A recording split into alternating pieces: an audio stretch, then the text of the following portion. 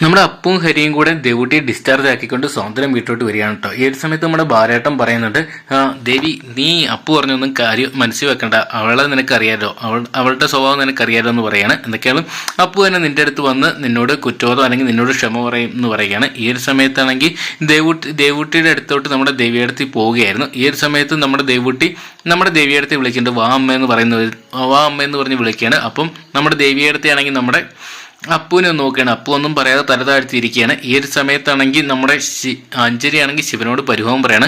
ദേവിയടുത്തിയുടെ കാര്യം ആകെ കഷ്ടത്തിലാട്ടോ. ദേവിയടുത്തിയെ ഇനി ദേവുമോളെ കാണിക്കുക അപ്പു സമ്മതിക്കുമെന്ന് പറയുമ്പോൾ നമ്മുടെ ശിവൻ പറയുന്നുണ്ട്, അങ്ങനെ ദേവുട്ടിയുടെ അടുത്തൊന്നും ദേവിയടുത്തിയെ അകറ്റി മാറ്റാനൊന്നും നമ്മുടെ അപ്പുവിന് പറ്റത്തില്ല. കാരണം ദേവുമോൾക്ക് അമ്മ പോലെ അത്ര വലിയ കാര്യമാണ് ദേവിയടുത്തി എന്ന് പറയുകയാണ്. ഈ ഒരു സമയത്ത് അപ്പു ആണെങ്കിൽ ദേവിയടുത്തിയുടെ അടുത്ത് പൊട്ടിക്കരയാണ്. ദേവിയടുത്തിക്ക് എൻ്റെ വികാരമാണെങ്കിൽ എൻ്റെ അവസ്ഥ മനസ്സിലാകണമെന്നുണ്ടെങ്കിൽ ദേവിയടുത്തി ഒരു കുഞ്ഞിനെ നൊന്ത് പ്രസവിച്ചാൽ മാത്രമേ ഇത് മനസ്സിലാക്കാൻ പറ്റത്തുള്ളൂ ഒരു അമ്മയുടെ വിഷമം എന്താണെന്ന്. ഇത് കേട്ട് ദേവിയടുത്തി ആകെ തളരും കേട്ടോ. അങ്ങനെ ഒരു വളരെയധികം വേദനാജനകമായിട്ട് ഒരു പ്രമോയാണ് നമുക്കിന്ന് സ്വാതന്ത്ര്യം എന്ന് പറയുന്ന സീരിയലിന്റെ ഭാഗത്തുനിന്ന് കാണാൻ സാധിക്കുക. എന്തൊക്കെയായാലും കണ്ടു തന്നെയാണ് വരും ദിവസങ്ങൾ എത്രത്തോളം ഹൃദയസ്പർശിയായിട്ടുള്ള നിമിഷങ്ങൾ ഉൾക്കൊള്ളിച്ചുകൊണ്ടുള്ള എപ്പിസോഡുകൾ തന്നെ സ്വാതന്ത്ര്യം എന്ന് പറയുന്ന സീരിയലിന്റെ ഭാഗത്തുനിന്ന് കാണാൻ സാധിക്കുന്നത്. അപ്പോൾ സ്വാതന്ത്ര്യം എന്ന് പറയുന്ന സീരിയലിന്റെ ഇന്നത്തെ പ്രമോ റിവ്യൂ നിങ്ങൾക്ക് ഇഷ്ടപ്പെട്ടെങ്കിൽ വീഡിയോ ലൈക്ക് ചെയ്യാനും ഷെയർ ചെയ്യാനും ചാനൽ സബ്സ്ക്രൈബ് ചെയ്യാനും മറക്കണ്ട.